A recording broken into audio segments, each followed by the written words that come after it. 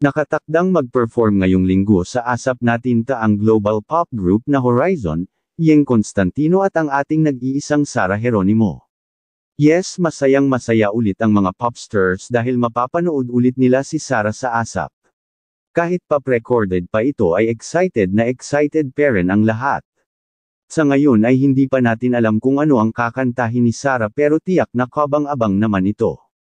Samantala matapos simulan ang Sara GX Bamboo Tour noong huling bahagi ng Setyembre, inanunsyo ng production company ng concert, Viva Live, Incorporated noong ika-29 ng Setyembre sa pamamagitan ng kanilang Instagram account na malilipat ang Pampanga leg ng tour na naka-schedule sa ika-1 ng Oktubre sa SMX Convention Center na ipagpaliban sa ika-29 ng Oktubre sa halip.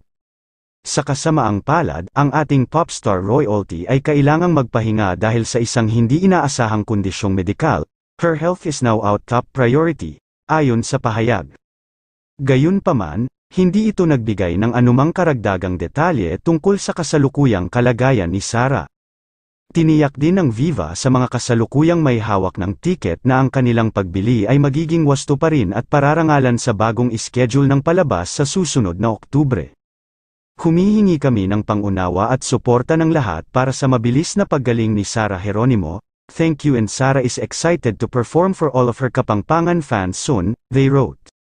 Sa susunod na post, tiniyak din ito sa mga tagahanga na magpapatuloy pa rin sina Sara at Bambo sa kanilang palabas sa ika-13 ng Oktubre sa Cebu. To all Cebuano fans of Sara G and Bambo, see you on October 13 at IEC Convention Center, IC3, at 8 p.m. Una nang inanunsyo ni Sara at Bambo ang mga petsa ng kanilang local tour mas maaga sa buwang ito, na sinimula noong ika-22 ng Setyembre sa Davao na sinundan ng pagtatanghal noong ika-29 ng Setyembre sa Maynila. Nagtulungan din ang mga mahuhusay na artista sa isang kamakailang single na tinatawag na Treading Water, na nakapasok sa tuktok ng mga chart sa 2 kategorya sa iTunes Philippines. Magkasama rin ang dalawa sa pagtanghal sa Sara GX Bamboo concert na ginanap sa Araneta Coliseum noong ika-7 ng Hulyo. Tinawag ng organizer ng concert na G Productions ang event bilang this year's biggest concert collab. Isa rin ang mga anchors na tuwang-tuwa dahil bago bumalik ang Horizon sa Korea ay nakapag-shoot na sila ng video para sa kanilang ASAP performance ngayong linggo.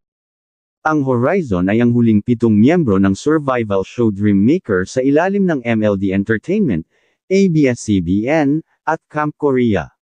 Ang grupo ay binubuo ni Vinci, Kim, Kyler, Rayster, Winston, Jeremy, at Marcus. Sila ay sinanay sa South Korea at nagdebu bilang isang global pop group. Inilabas nila ang kanilang pre-debut single na Dash, noong ika-22 ng Marso taong 2023. Nagdebo ang Horizon noong ika-24 ng Hulyo taong 2023 sa album na Friendship.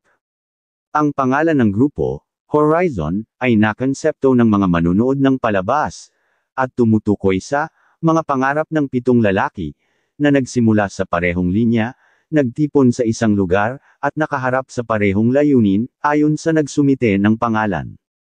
Ang pangalan ay pinili ng mga manunood mula sa isang shortlist na din kasama ang mga entry na, B2 Inches, Creepy to Me, DM7, at Bright 7, na isinumite ng publiko mula ika-21 ng Enero hanggang ika-3 ng Pebrero taong 2023, at binotohan sa pagtatapos ng palabas.